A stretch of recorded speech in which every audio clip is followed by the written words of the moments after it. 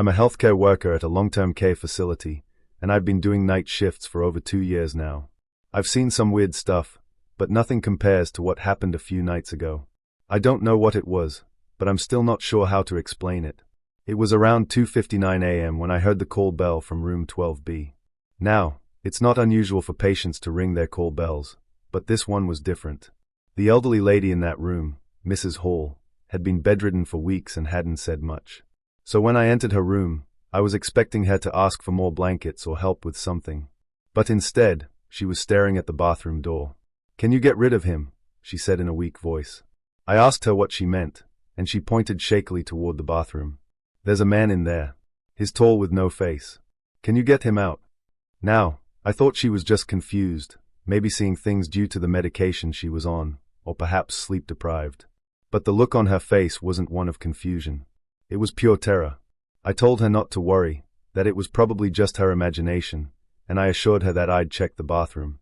There was nothing there, just a regular empty bathroom with nothing out of place. I told Mrs. Hall that everything was fine, that the man was gone. She relaxed a little, but the look on her face was still one of fear.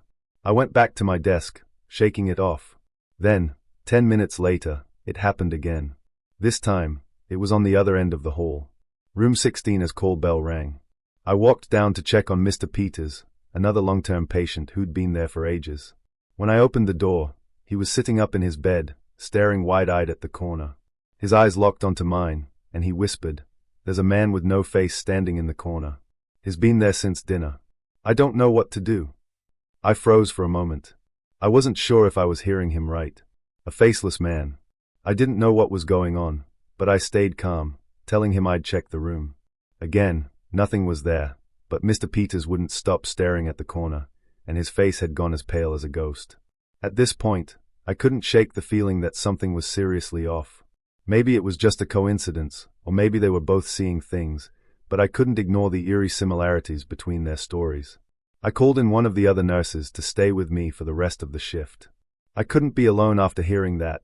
As we sat together in the nurse's station, we could hear more calls coming in, but I didn't hear any more about the faceless figure. It was as if they had just stopped. It felt like the whole floor was holding its breath.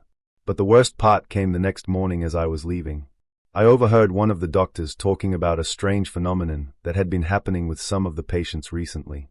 They said that some patients, especially those who were nearing the end of their lives, had started seeing things, shadowy figures or strange people standing in the corners of their rooms. They dismissed it as stress or hallucinations, but I wasn't so sure anymore. It's been a few days since that night, but I can't get it out of my head. A few others have mentioned strange occurrences on their shifts too, things that just don't feel right. Maybe it's exhaustion or the late-night hours, but the more I think about it, the more I feel like something's out there, something we can't see. And I swear to God, I'll never be the same. I still can't sleep after what happened. I'm writing this to get it off my chest, though part of me wonders if it was all in my head. I wish I could say it was a normal wedding, but this wasn't. It was my cousin Sarah's wedding. She'd been dating this guy, Josh, for about a year before they decided to get married. They had known each other for a long time, and everyone said it was perfect, but I hadn't met Josh until that day. I thought, hey, why not? Weddings are always a good time, even if you're just there for the food and a few drinks. Josh walked down the aisle first, tall, athletic build, dark hair neatly combed.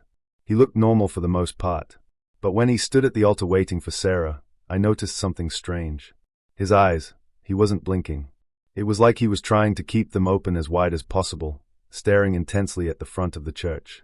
His pupils were so dilated it almost looked like he wasn't seeing anything. When Sarah walked down the aisle, I figured it was just wedding nerves. But the way he looked at her, it wasn't like a happy groom seeing his bride. It was more like he was studying her. His eyes never left her, and his lips twitched into the faintest smile. But it wasn't a joyful smile. It felt predatory. I told myself it was probably nothing. Maybe I was overthinking it, but it bothered me. During the ceremony, everything went as usual until the vows. Sarah said hers, and when it came time for Josh to speak, he just stared at her. No words. He didn't even nod. The officiant asked if he took Sarah as his wife, and Josh just stood there. For what felt like forever, he didn't say a word. Finally, the officiant asked again, and Josh nodded. Just once. His eyes never left Sarah. After they were pronounced husband and wife, they kissed, and I thought I could relax. But that's when I noticed him, Josh's cousin, Luke. He was across the room watching me, and not just glancing over occasionally, but staring. Every time I turned around, I felt his eyes on me, studying me with an intensity that made my skin crawl. Luke wasn't just another guest. He was positioned near the back of the room, but his eyes never seemed to leave me.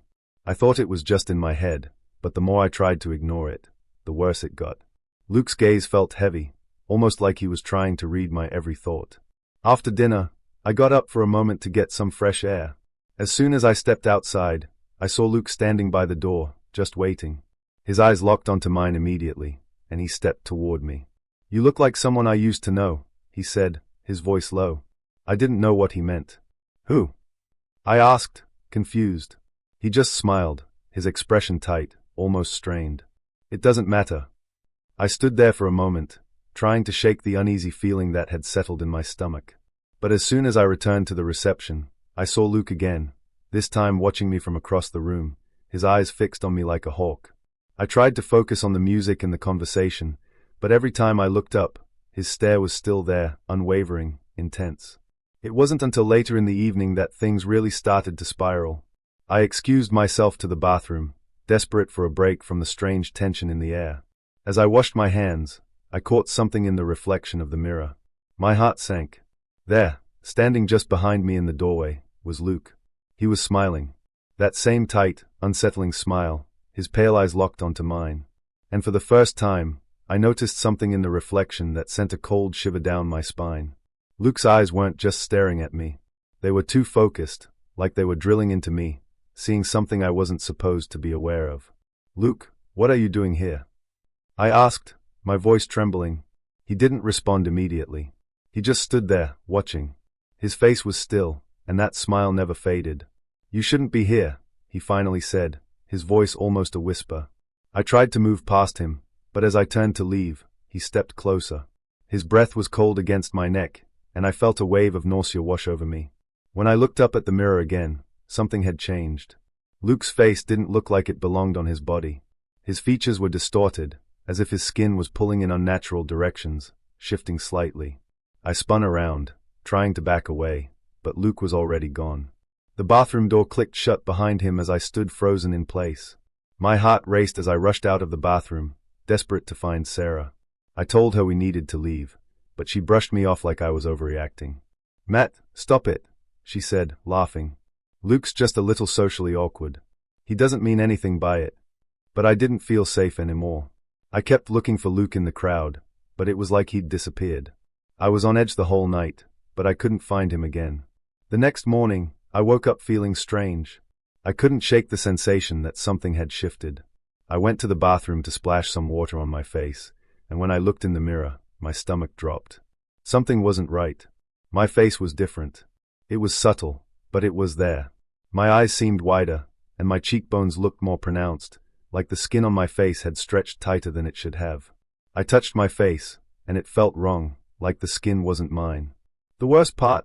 When I smiled, it felt like my face didn't quite fit together anymore, like the skin was loose, stretching and pulling in places it shouldn't. And the more I smiled, the more it felt like I was holding myself together, like if I didn't, my face would fall apart. I don't know what Luke did to me that night. I don't know how, but I feel like I'm changing, and I'm afraid I won't be able to stop it. I don't know how to explain this, but I'm pretty sure I'm being haunted. It's not something that happens often, but it has been recurring for generations. And the weirdest part, it always happens in the same room. I'm 12, and it started when I was playing on my trampoline in the backyard. It was a normal afternoon. The sun was shining, and I was having a blast bouncing around. I looked up toward the house and saw something that made me freeze. At the bathroom window, there was a woman in a white dress waving at me. I figured it was my mom. She has this habit of watching me from the window when she's at home. But when I went inside, the house was completely empty. My mom wasn't home. I didn't think much of it at first. Maybe I'd imagined it, right? Kids see things all the time, especially when they're outside in the sun. But when my mom got back a little later, I told her what happened. The minute I mentioned it, her face went pale. She didn't say anything at first. But then she quietly told me that when she was younger, she saw the exact same thing. A woman in a white dress, waving from that same bathroom window. She said she saw it twice when she was a kid. The first time, she thought it was just a trick of the light. The second time, she was so freaked out that she told her mom about it. Her mom, my grandmother, had also seen the same thing when she was younger. The woman dressed in white, just standing there, waving as if she knew them. I asked my mom what the woman looked like. She said she couldn't quite remember, but she was sure it was the same one every time. She described her as having long dark hair and a dress that seemed to shimmer, even in the daylight. The weirdest part, I still live in that room, the same one where I saw her. Every time I go in there, I can't shake the feeling that someone's watching me. I'm not scared, but there's this unsettling presence, like the air is heavier, almost thicker. Sometimes when I look out the bathroom window, I catch a glimpse of something out of the corner of my eye. I never see the woman clearly anymore, but I swear I can feel her there, just on the other side of the glass. And the oddest thing? When I look directly at the window, it's just a regular reflection of the bathroom. But I know what I saw that day. I don't know if this is all just in my head or if it's some weird family thing. But 3 generations of us have seen this woman. It's not like we talk about it all the time, but when it comes up, everyone just goes quiet. No one has a real explanation.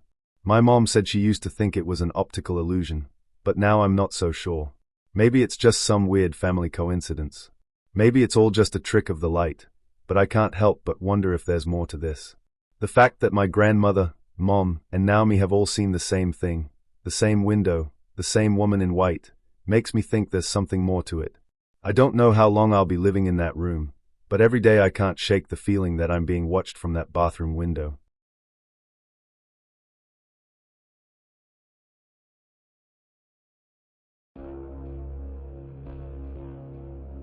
I wasn't planning on writing this down, but it's been eating at me. I just can't shake it. It happened late last week on a quiet evening after I finished my shift. I was driving home, a few beers in, just trying to make it through the long stretch of highway to my apartment. I stopped at the gas station on the edge of town, the one that's mostly empty after sundown. I was the only car there, just me and the buzzing of the overhead lights. The air felt thick, humid, even though it hadn't rained in days. But that wasn't what got to me. No, it was the man. I didn't see him right away. I was too busy pumping gas, wiping the windshield, just trying to stay awake. But when I turned to head inside, I saw him standing in the shadowed corner by the payphones, barely visible except for the faint glow of the neon lights from inside. His face was half hidden, but I could see the uneven rise and fall of his chest, like he was breathing harder than he should have been. The way he stood there, stiff and motionless, it was like he was waiting for something or someone. I was half distracted, thinking about getting a cold soda, when I heard him speak. His voice was low, rasping like it hadn't been used in a long time. "Hey," he said. I looked over, startled. He wasn't close, but I could tell he'd been standing there for a while. He didn't seem to belong in a place like this, too out of place, like a shadow I couldn't quite see. His clothes were worn down, faded, like he'd been on the road for weeks without rest.